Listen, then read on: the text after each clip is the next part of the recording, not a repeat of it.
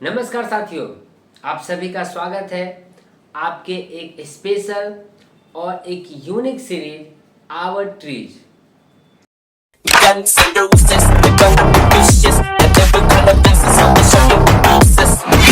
Roses, pick up the roses. Guess I got the boogie with the finest stone rages.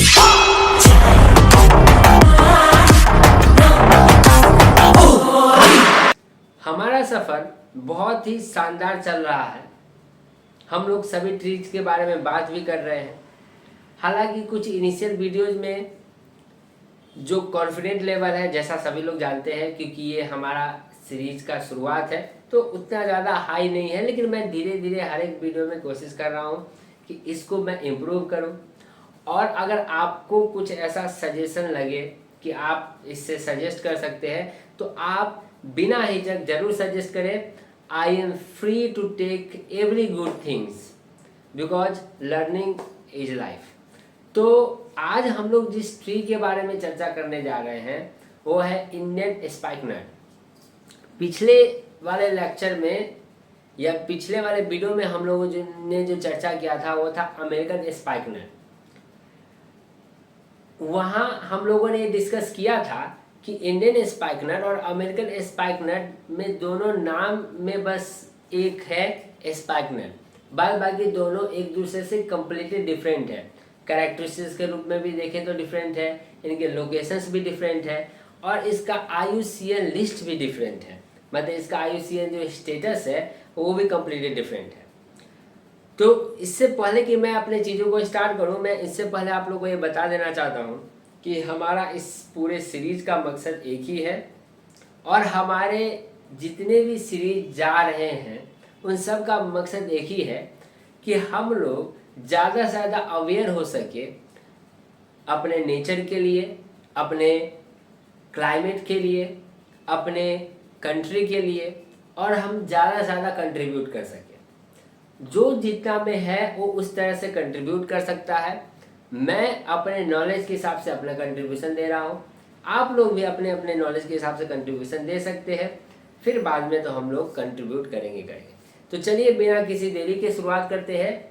सबसे पहले इसका नाम जो है इंडियन स्पाइकनट और इसको हम लोग नाडोस्टैकीज जटामांसी बोलते हैं। नाडोस्टैकीज जटामांसी, ये बात ध्यान में रखिएगा। अब तेजी से अगर इसके फैमिली की बात करें तो इसके फैमिली, ये किस फैमिली से बिलोंग करता है? कैप्रीफोलेसियाई। कैप्रीफोलेसियाई फैमिली से बिलोंग करता है। हनीसकल फैमिली का है। पहले अपने शुरुआती दिनों में यह जाना जाता था वेलेरिनासियाई फैमिली से। पहले शुरुआती वेलेरिनासियाई फैमिली से जाना जाता था। अब किस फैमिली से जाना जाता है? कैप्रीफोलेसियाई। ये फैमिली जरूर आप लोग याद करके जरूर रखेंगे क्योंकि जब जो स्टूडेंट्स बायोलॉजिकल बैकग्राउंड के होंगे, बॉटनी बैकग्राउंड के होंगे, उनको तो ये आसान है याद रखना।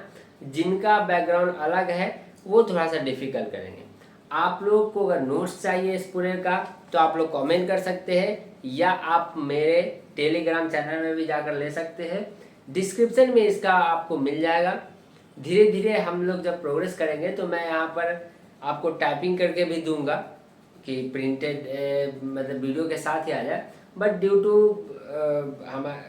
अगर हम ये बोले कि हमारे पास अभी वो टाइप का टीम नहीं है, अभी मैं एक दो ही लोग हूँ यहाँ पे, इसलिए मैं आपको ये सर्व नहीं कर पा रहा हूँ।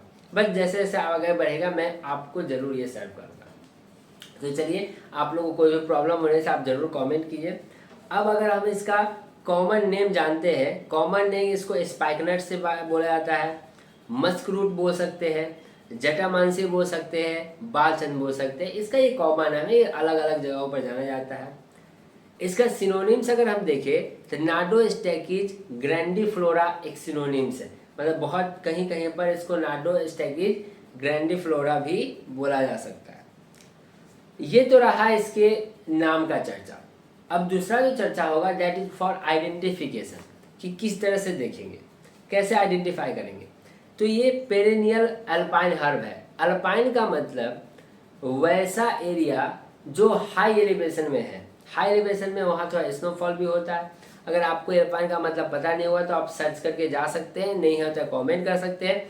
मैं हालांकि कुछ जियोग्राफिकल टर्म पर वीडियो बनाऊंगा ज़रूर, जो इम्पोर्टेंट एस्पेक्ट होंगे हिमालय रीजन के और भी कुछ रीजन के, क्योंकि मैं सोच के रखा हूँ कि एक वीडियो हिमालय रीजन पर भी पूरा बनाऊंगा, ये इम्पोर्टेंट है सभी के लिए।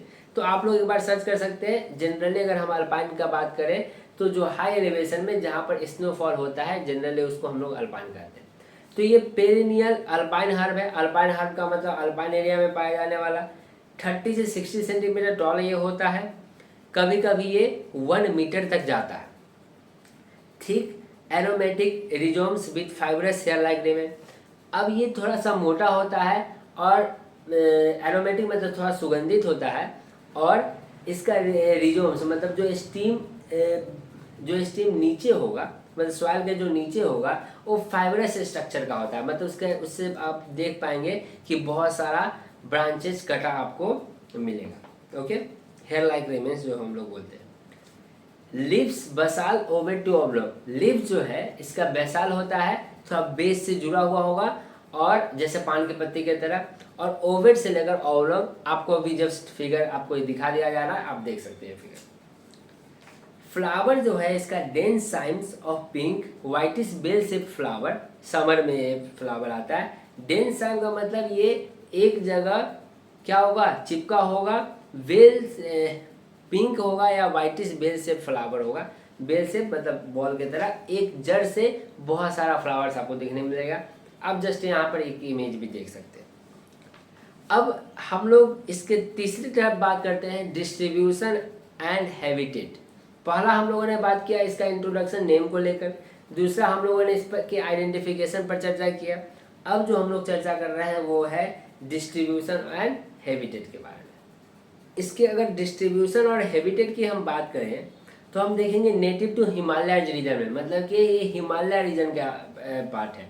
और अमेरिकन स्पाइकनट कहाँ का था, वो native to America, North America, ये हिमालय रीजन का है। कहाँ कहाँ मिलेगा, इंडिया के अंदर में आपको जम्मू कश्मीर में देखने को मिलेगा, हिमाचल में देखने को मिलेगा, उत्तराखंड में देखने को मिलेगा, सिक्किम में देखने को मिलेगा और अरुणाचल प्रदेश में मिलेगा।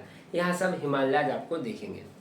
इसके अलावा नेपाल में, भूटान में, तिब्बत, चाइना और म्यांमार में आप लोग को देखने को जरूर मिलेगा। ओके, उसके बाद इसके अल्टीट्यूड की बात करें तो ये 3000 से 5000 मीटर तक होता है। हम लोगों ने जनरली बात किया अल्पाइन रीजन में, मतलब हाई एलिवेशन में मिलता है। स्नोई एरिया में थोड़ा सा ज़्यादा मोस्ट प्रेफरेबल है।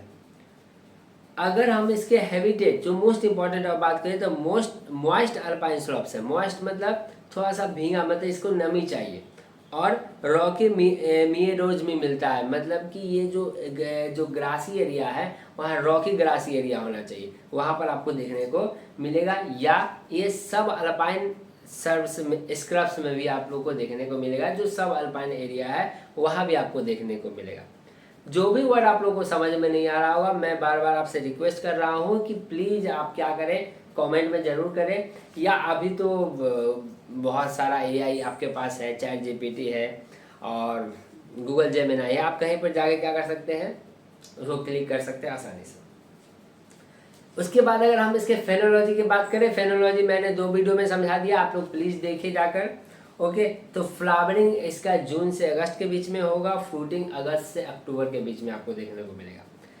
अब प्रोपगेशन अगर हम चाहते हैं, प्रोपगेशन का मतलब होता है एक जनरेशन दूसरे जनरेशन में कैसे कर सकते हैं, तो आप बाय रिजोम्स डिवीजन और सीड से भी कर सकते हैं, लेकिन इसको चाहिए कोल्ड स्ट्राटिफिकेशन चाहिए।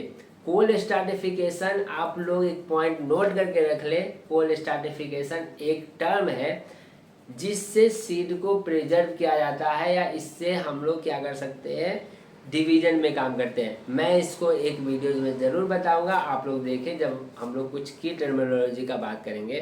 तो लो जर्मिनेशन होता है, थोड़ा सा इसके सीड से जो हम डिवीजन करेंगे सीड से, उसका जर्मिनेशन लो होगा।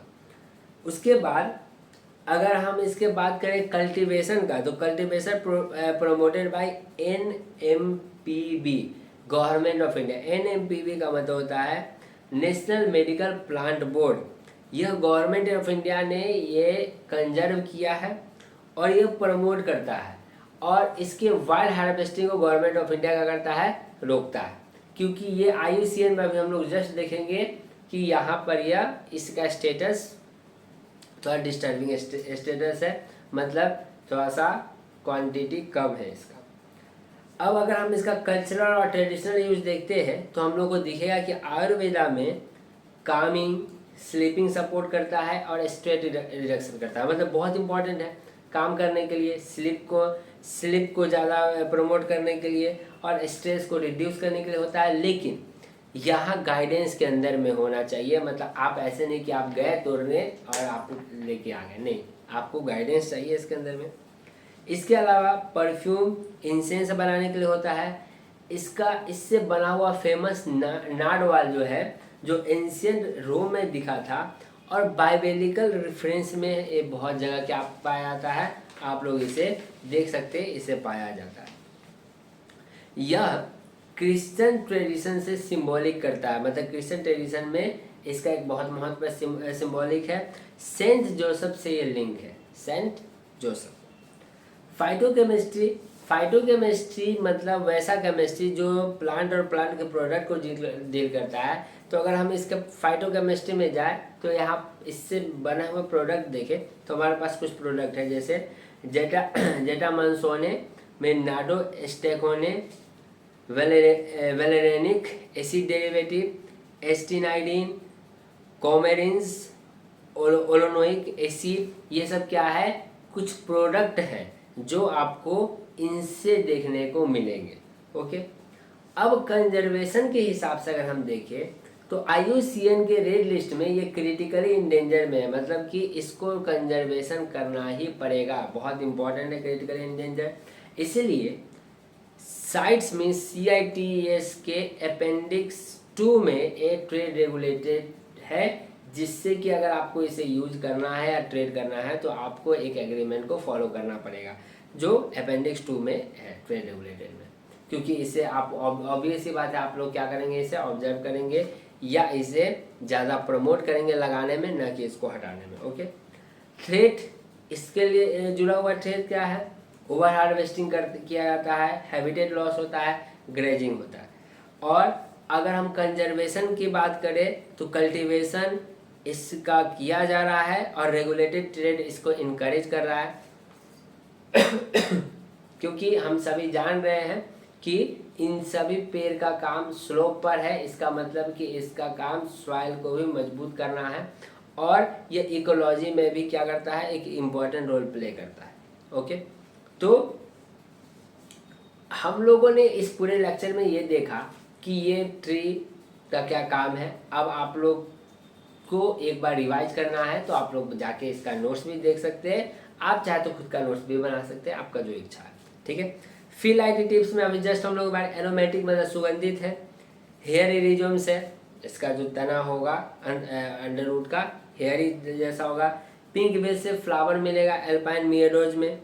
अब एग्जाम पॉइंटर के व्यू से जो स्टूडेंट एग्जाम की तैयारी कर रहे हो, किसी एग्जाम की, चाहे वो UPSC का कर रहा हो, चाहे SSC कर रहा हो, जिस भी एग्जाम की तैयारी कर रहे हो, आप ये जान लें कि IUCN लिस्ट में ये क्रिटिकली इंडेंजर में आता है। CITES अपेंडिक्स 2 के अंदर में आएगा। 3000 से 5000 मीटर हिमालय रीजन में मिलेगा। हिस्टोरिकल सोर्स ऑफ नाडवाल है, नाडवाल आप लोग बहुत देखे होंगे, बहुत कीमती है, जो एंशिएंट रोम में यूज किया जाता था और अभी प्रमोट किया जा रहा है कल्टीवेशन के लिए, किसके द्वारा, NMPV के द्वारा इसे प्रमोट किया जा रहा है। तो आशा करता हूँ कि आपको ये बात समझ में आई होगी और आप इसे अच्छे से देखेंगे। फिर मिलते हैं हम लोग अपने इसी सीरीज के नए वीडियो में। जय हिंद, जय भारत।